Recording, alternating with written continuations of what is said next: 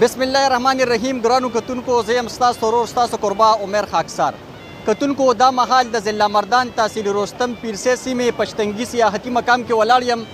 هر کال د پشکال د بارانونو وروسته دا قدرتي چینې اوبه چې کوم دی سیوا شي، د خیبر پښتونخوا د ګوټ ګوټ نه سیلګري دلته کې د چکر لپاره راځي. ځوانان د خپلو خپلوانو یارانو دوستانو سره دلته کې راځي، د دې پرسکونه ماحول د شنې ونې بوټو او د دې چینې صفا اوبو نه خوندونه پورته کوي. نن موږ پشتنګي سیمې ته راغلي یو، د دې ځای د ښکلا، د دې ځای د شینکۍ او دلته کې چې کوم ځوانان راغلي دي هغوی سره به خبرې اترې کوو، د هغوی نظر به تاسو سره شریکو. تاسو چېرته هم مزه موږ سره اوسئ. دلته کې راغلي د دې ځای څومره ښکلا ده، کوم ماحول دی پکې، هغه زموږ کتونکو ته په ډاګه کړي. السلام علیکم. ډېره مهرباني ستاسو دلته د راتګ او د دې ځای د کورج. پښتنګي زموږ د دې سیمې داسې یو ښکلا ده چې د ټول عمر د توجه بس مرکز پاتې شوی دی او ځای ډېر مزیدار دی. موږ ملګري راغلي یو، ښه پروګرام مو وکړو، د خوراک څاک او ښه مزیدار سیسټم دی، ماحول ډېر ښکلی دی، یخه هوا ده، سورې دي، اوبه پاکې دي، بالکل صفا اوبه دي. خو د ټول نه غټه مسله دلته د لار ده. لار زموږ بس پته نه لګي چې دا به زموږ خپل څه داسې قسمتي چې زموږ چې کوم د اختیار خلک دي د هغوی دې خوا توجه نه، ځکه چې زموږ د دې ځای غریب خلک دي. نو کو دلته د دې ټوریزم ډپارټمنټ لږه توجه دلته وکړه، نو د دې خلکو به هم داسې اصلاح وشي او د دې علاقې به هم داسې دغه وشي چې لکه د ترقۍ په طرف په پرمختګ به روان شي. نو ډېره مهرباني ستاسو. دې وخت کې د رستم نیوز یو شمېر کتونکي تا ګوري، څه پیغام ورکوي هغوی ته چې دلته کې راشي، د دې ځای د دې ښکلا نه خوندونه پورته کړي؟ او بالکل د رستم خلک او چې کوم سراونډینګ ایریاز کې دي زموږ صوابې، نوخار، پیښور، د دې خلکو ته هم زموږ د طرف نه هرکلی دی، ځکه چې موږ د دې لوکل خلک یو. تاسو راشئ، د دې ښکلا وینئ، د اوبه وینئ، ماحول وینئ، ګرینري وینئ، انشاءالله تاسو به ډېر ښه دلته فیل کړئ. موږ راغلي یو پشتنګي ده، د رستم سیمه نه تقریبا 8 کیلومتر باندې دلته واقع ده او ډېر قدرتي نظارې پکې دي. د پشکال موسم کې چې کوم دی دا نظارې شروع شي نو تر ستمبر اینډ پورې دا نظارې شروع وي او د نورو سیمو نه خلک راځي او د دې ځای نه خوندونه اخلي. زه حکومت وخت دا اپیل کوم چې یو خو د دې دا روډونه ډېر زیات خراب دي، هغوی د پکار چې په دې باندې توجه ولري او دغه پاملرنه ولري چې دا روډونه زر تر زر ورته جوړ کړي.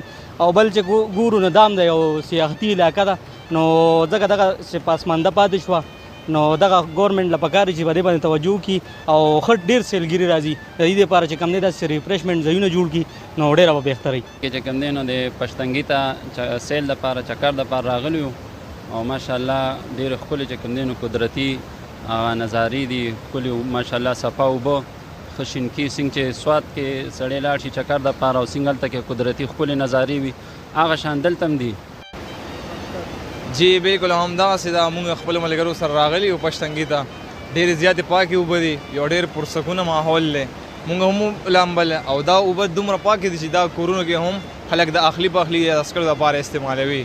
خو دې کې یو مشکل لار دغه صرف دا دی چې دلته د لارې څه خاص دغه نشته. اعلی چارواکو ته زموږ دا یو ریکویسټ چې راشي او د دې روډ باره کې دې ته لکه پاملرنه ورته وکړي. بالکل ګرینري پکې ډېر زیات سیوا ده. بل دلته امن دی، خلک چې کم دی کې امن یې هلته خامخا ځي چکر له، یا داسې نور ټورسټ راغلي پېښور نه راغلي دي، خپل خوراکونه تیاروي او دلته د اوبو نه ډېر خوندونه اخلي. کتونکو، ګڼ شمېر کې سیلګري پشتنګي ته راغلي دي، دلته کې ځان له د خوراک څښاک پروګرام هم کړی دی. شاته تاسو وینئ دغه ملګري لګیا دي او اخلي پخلي کوي.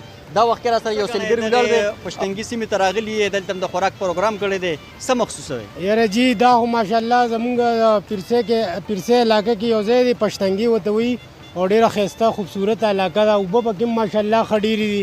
موږ د چیني ملګري راغلي یو، د هلکان پاس شوي دي او پیسې راټولې کړي ده، د پروګرام هم کړی دی چاولو او غوښو پوه شي او ډېره ښایسته علاقه ده. موږ د کې پي کې د رستم خلکو ته خواست کړو چې دلته راشي او خپل انجوایمنټ وکړي او ډېره ښایسته علاقه، ډېره ښایسته اوبه دي. کتونکو، تاسو د تحصیلي رستم پیرسې بادام پشتنګي سیمې دغه ښکلا ولیده. دلته کې چې کم سیلګري راغلي وو د هغوی خبرې اترې هم تاسو واورېدې.